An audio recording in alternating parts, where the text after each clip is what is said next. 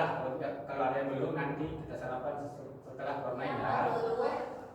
Sebelum itu, apakah semuanya hadir nggak? Hadir ya, Bu. Oke, semuanya rajin ya. Ya. Oke anak-anak, sebelum kita mulai pelajaran hari ini, marilah kita berdoa dulu. Silakan teman-temannya pimpin doanya. Sebelum kita memulai pelajaran pada pagi hari ini, marilah kita berdoa dalam hati. Berdoa dimulai. Berdoa selesai. Oke, nah sebelum kita masuk ke materi, marilah kita nyanyikan salah satu lagu wajib nasional atau lagu kebangsaan. Ya, Kita akan nyanyi 17 Agustus ya. Iya, Sudah iya. sudah hafal kan semua? Sudah. Oke, ayo kita nyanyi. 1, 2, 3. 17 Agustus tahun 45. Oke. Nah, sebelum itu marilah kita sama-sama menarik nafas yang panjang lalu keluarkan ya. Ya. Pak Guru yang akan jadi pembimbingnya. Ya. 1, 2, 3, tarik nafasnya. Keluarkan.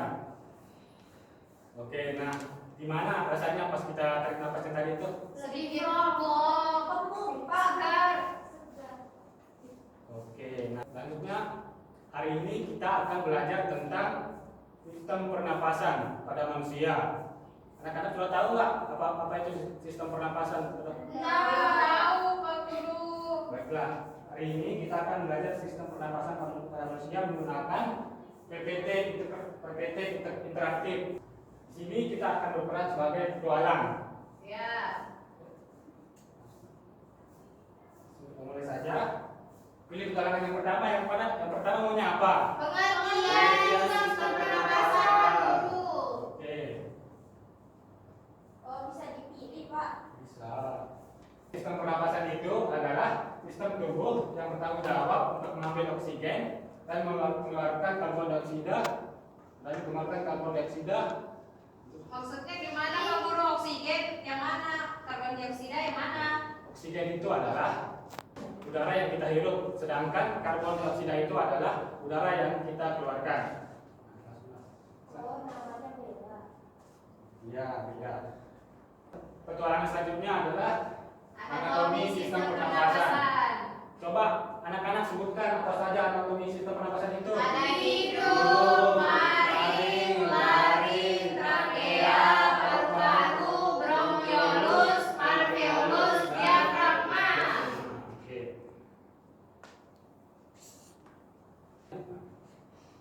Selanjutnya adalah fungsi anatomi yang ada di dalam sistem pernapasan kita. Yang pertama yaitu hidung. Hidung berfungsi sebagai saluran udara dalam sistem pernapasan. Sedangkan fungsi lainnya adalah menyaring udara, menghangatkan dan melembabkan udara, menjadi indera penciuman dan menjadi resonansi suara. Yang kedua yaitu faring. Faring di sini berfungsi sebagai saluran udara, saluran makanan, proses pengenalan, pembentukan suara, menjaga tekanan telinga dan mencegah infeksi. Sedangkan pada sistem pernapasan, faring ini berfungsi hanya sebagai saluran udara. Yang selanjutnya adalah laring. Di sini laring berfungsi untuk mempertahankan jalan nafas, menghasilkan suara dan mencegah tersedak. Nah, pada sistem pernapasan, laring berfungsi sebagai pertahanan jalan nafas. Selanjutnya adalah trakea. Di sini trakea adalah saluran udara atau batang tenggorokan yang menghubungkan laring atau kotak suara dengan bronkus atau saluran ke paru-paru. Seperti gambar di atas. Selanjutnya adalah paru-paru. Paru-paru adalah organ pernapasan yang berfungsi untuk mengambil oksigen dari udara dan mengeluarkan karbon dioksida dari dalam tubuh.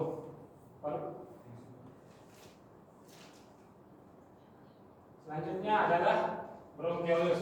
Bronkiolus adalah saluran udara kecil di dalam paru-paru yang merupakan cabang dari bronkus. Bronkiolus ini berfungsi untuk mengalirkan udara dari bronkus ke alveoli. Selanjutnya adalah alveolus. Alveolus ini adalah kantong udara kecil di ujung bronkiolus dan paru-paru yang berfungsi sebagai tempat pertukaran udara, yaitu pertukaran oksigen dan karbon dioksida. Selanjutnya ada diafragma. Diafragma adalah otot besar yang memisahkan rongga dada dan rongga perut. Diafragma berfungsi sebagai otot utama, yaitu untuk pernapasan. Selanjutnya adalah mekanisme pernapasan. Anak-anak ada yang tahu apa saja mekanisme pernapasan ini? Tidak tahu. Oke, akan saya jelaskan. Mekanisme pernapasan ini ada dua. Yang pertama yaitu inspirasi. Inspirasi ini adalah menghirup udara masuk lewat hidung ke dalam paru-paru. Ayo kita contohkan sama-sama. Ya, Pak. 1, 2, 3. Oke, sudah. Yang kedua adalah ekspirasi. Di mana ekspirasi ini adalah menghembuskan napas dan mengeluarkan karbon dioksida. Ayo kita contohkan lagi. Oke. Oh, berarti kebalikannya ya, Pak? Ya, kebalikannya. Inspirasi itu menghirup, sedangkan ekspirasi itu adalah menghembuskan. Nah, selanjutnya ada contoh mekanisme pernapasan. Nah, bisa kita lihat di dalam PPT itu terdapat beberapa molekula. Molekula yang warna biru itu adalah oksigen, di mana kita hirup masuk terus ke dalam paru-paru. Terus yang kuning adalah karbon dioksida. Apa bedanya Pak Guru warna oranye sama warna biru? Iya. Yang warna biru itu adalah oksigen yang kita hirup yang masuk ke dalam paru-paru, sedangkan yang warna kuning itu adalah karbon dioksida yang kita keluarkan dari paru-paru melalui hidung juga. Selanjutnya adalah efek udara terhadap paru-paru kita.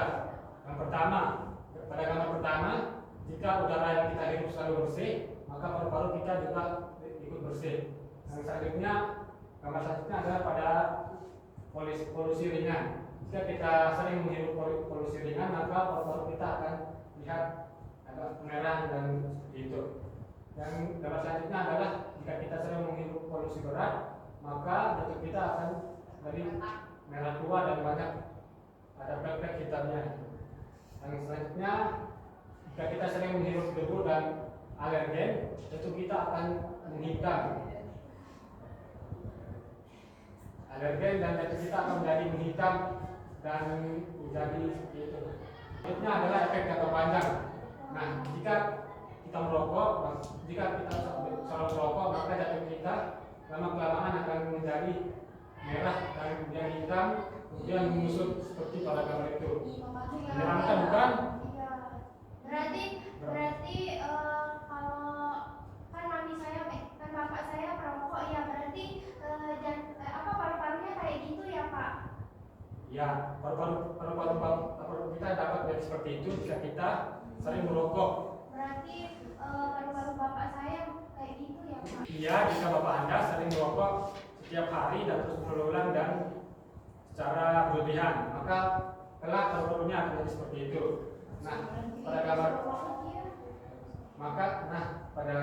selanjutnya, ini adalah kondisi paru-paru kita jika kita tidak merokok. Paru-paru kita akan bersih dan sehat.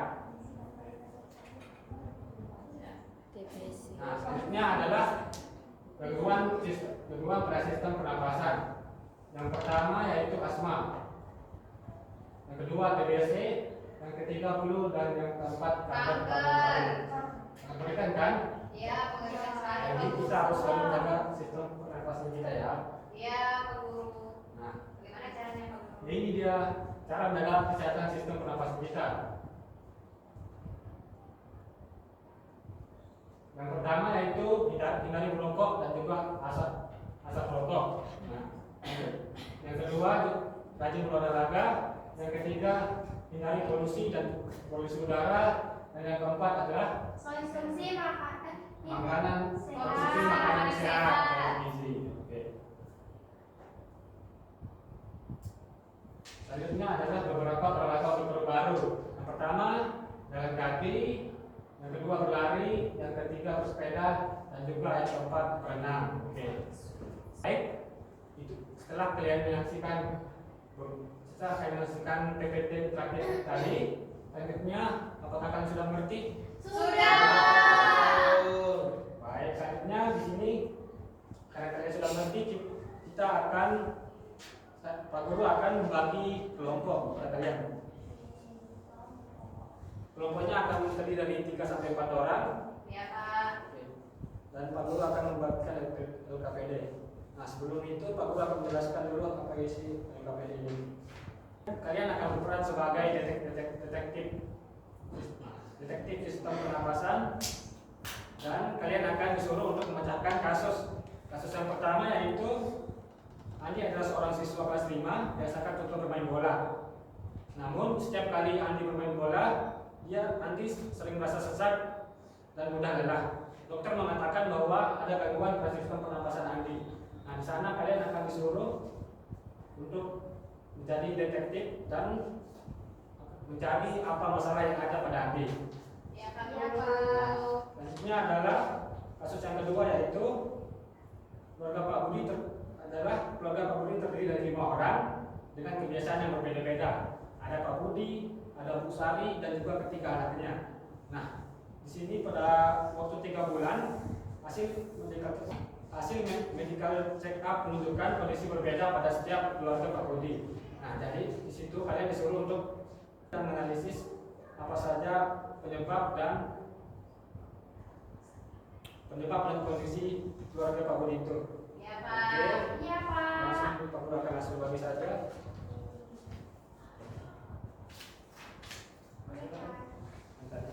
Banyak sekali. Ini kita maju ke depan, Pak. Kok malah jauh aja? Baik, apakah kalian sudah selesai? Sudah, Pak Guru. Baik, perwakilan kelompok silakan maju untuk mempresentasikan hasil diskusinya. Dari kelompok 2 akan mempresentasikan terkait lembar kerja peserta didik dari menjadi detektif organ pernapasan. Tepuk tangan untuk semuanya.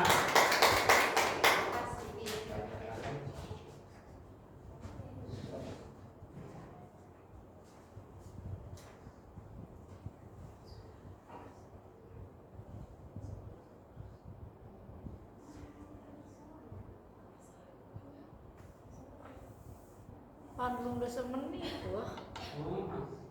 Kau Baik, bawa aja. setelah kalian mengerjakan LKPD tadi, selanjutnya dapat kita simpulkan kalau organ sistem pernapasan itu merupakan organ yang sangat penting di dalam tubuh kita. Jadi kita harus selalu menjaga Sistem sistem pernapasan kita. pernapasan. Selanjutnya setelah kalian mengerjakan LKPD itu, kita akan tulis. Yaitu kebiasaan manakah yang tidak baik untuk kesehatan sistem pernapasan? A. Berolahraga teratur, B. Merokok, C. Konsumsi buah dan sayur, D. Pernapasan dalam. Nah, siapa yang menjawab coba? Saya. Ya, ayo. Saya B, yang merokok. Ya, benar. Setelah kita belajar kuis, waktu pembelajaran kita hari ini sudah hampir selesai. Nah, sebelum kita keluar main, Pak Guru akan memberikan kalian tugas.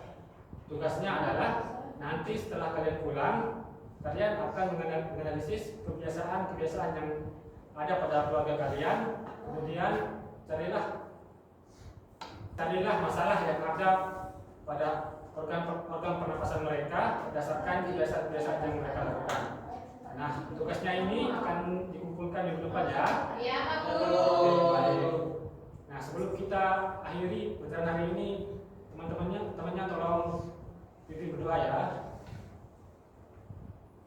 Oke, sebelum kita keluar main,